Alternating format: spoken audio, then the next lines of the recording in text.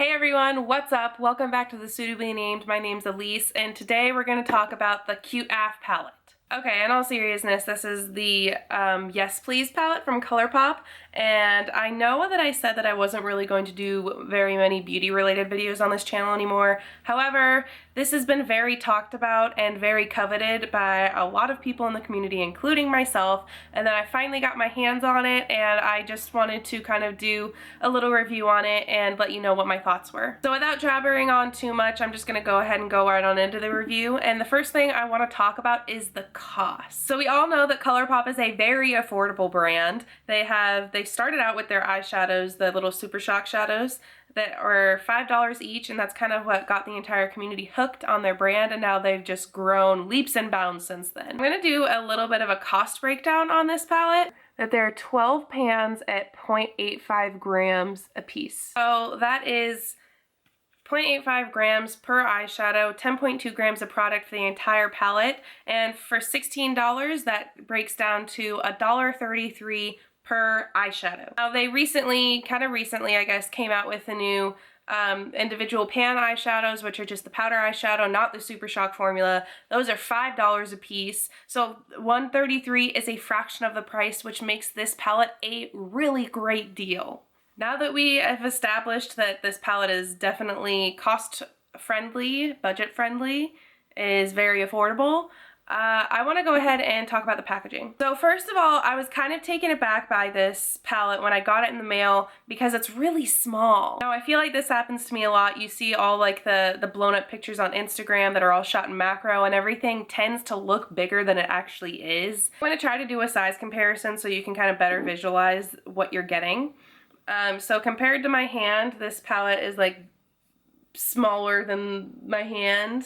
But that doesn't really help you, I realize, because you don't know how big my hand is. So I'm going to bring in the help of one of my girls. So my girl Lorac right here, my Mega Pro 3 palette. I'm sure you've seen enough videos on this. It's kind of, they have a lot of Mega Pro palettes, and you might have seen it in stores. So hopefully this can kind of give you a better idea of something to compare it to. So this is my girl Lorac, and this is Cute AF. So, as you can see, Cute AF takes up a small quadrant of the Lorac Mega Pro 3. Well, it's not really a small quadrant, but you get what I'm saying. It's little. Anyways, the packaging is just regular cardboard magnetic closure. It's pretty sturdy. I haven't had any problems with any of my other palettes that are cardboard. That's a pretty standard packaging choice that companies tend to go for, so I'm on board with that. It's very sleek, gonna be easy to travel with, and I'm not worrying about it getting broken. The one complaint that I'm sure some people might have, and that maybe I kind of wish that they had in here, was that there's no mirror. Which honestly, this is really tiny, so I probably wouldn't really use this for a mirror anyways, but if you were traveling, it would be nice to have a mirror in here.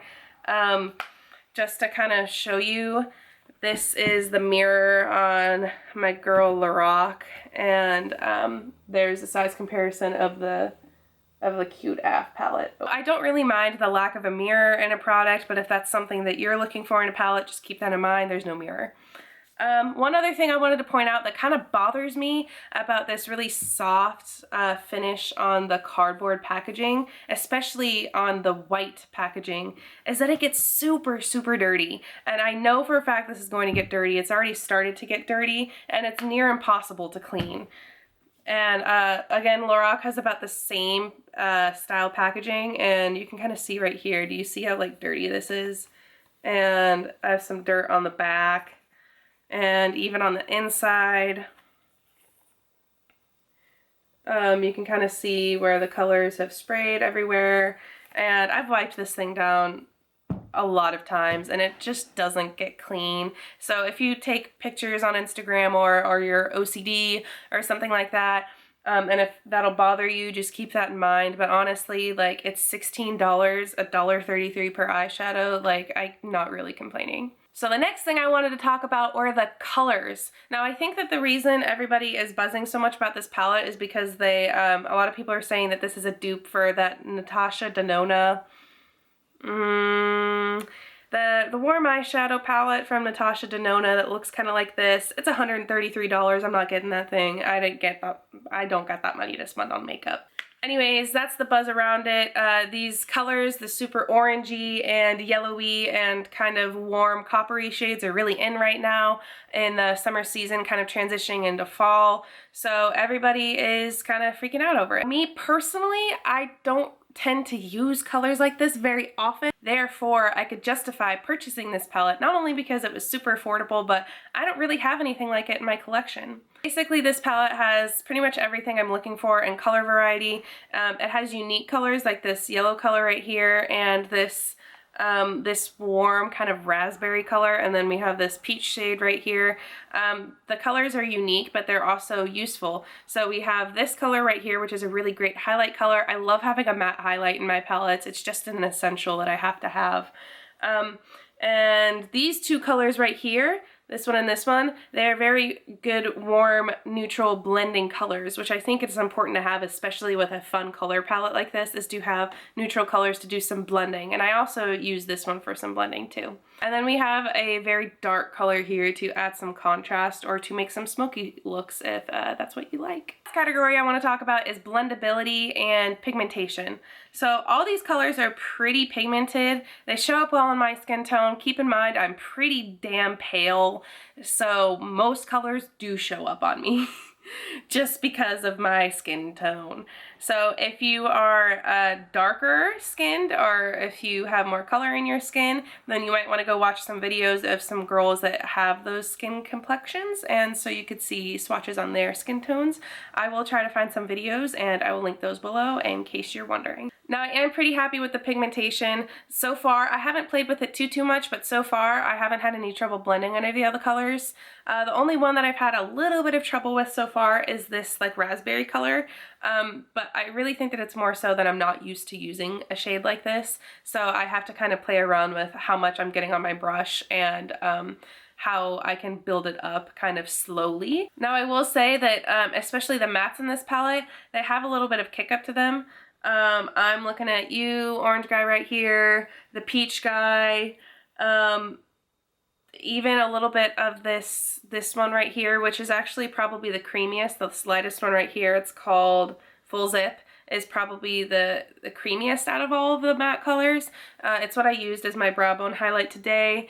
I have, oh wait, sorry, that's Bling. No, it's Full Zip. I have Big Cocktails. This one, I have that in my crease. I have the warm brown shade, Note to Self. I have that also in my crease. I think that's actually all that I used out of the palette today. I used a different color as a lid color, and that's the other thing that I wish that this had. I wish that this had like a lighter, shimmery kind of champagne color to do as like a lid color, because this one, Butter Cake, is not really an everyday lid color, at least for me. So like I already mentioned that they're a little bit powdery. The Shimmery Shades, they're pigmented. They work well for me. I didn't expect anything less from Colourpop. Other than that, I'm pretty satisfied with the colors in here, and I'm gonna actually do some swatches right now so you can see the colors closer up and see how they look on my skin tone. So the first color we have is Full Zip.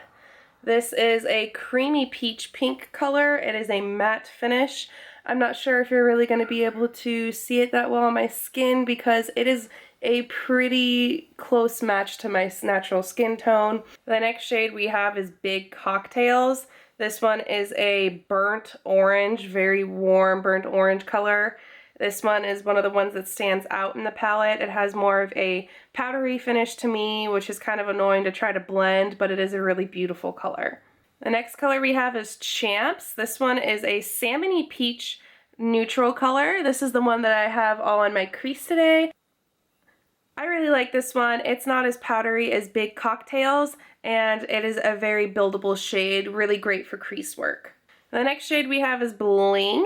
This is the first shimmer in the palette. This, I think, has probably the best pigmentation and formula out of all of the shimmery shades in the palette. The next shade we have is Louis.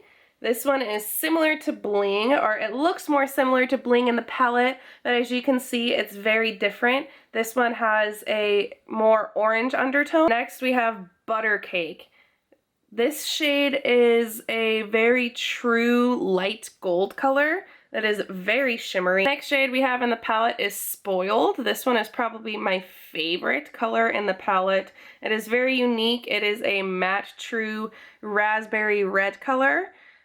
Now the formula on this one is a little bit more powdery than the orange color we swatched over here.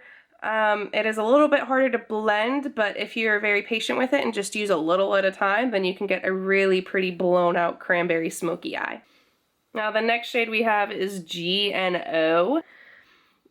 And this one is has more of a red undertone than the next matte brown that is in the palette. Next we have sort of the star of the palette. This color is called Mischief. Definitely what makes the palette so unique, having this color in it.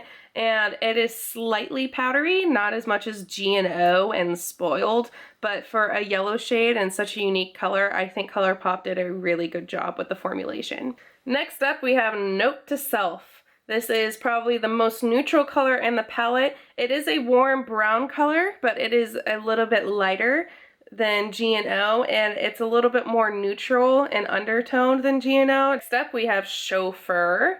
This one has a very great formula. I love how creamy this color is. This is a gold color, but it is very orange and warm and undertone and shift. So this would look great, I think, blended with Butter Cake to make it a little bit more neutral. And overall, just a very unique color. Last but not least, we have French Kiss. This is a very deep, dark, kind of burnt umber looking color.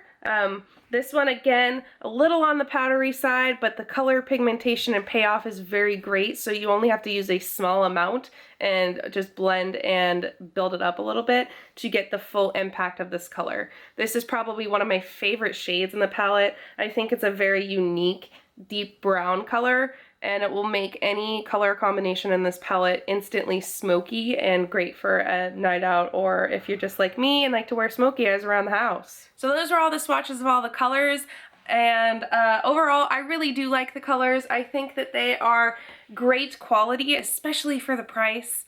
Now if you can't get your hands on this right now, keep checking the Colourpop Instagram page and Twitter. It's in very high demand, so I have a feeling they will be restocking it soon, because right now I believe it is completely gone. So again, keep stalking their Twitter, stalk their Instagram, ask them about it. I'm sure they'll be restocking it again.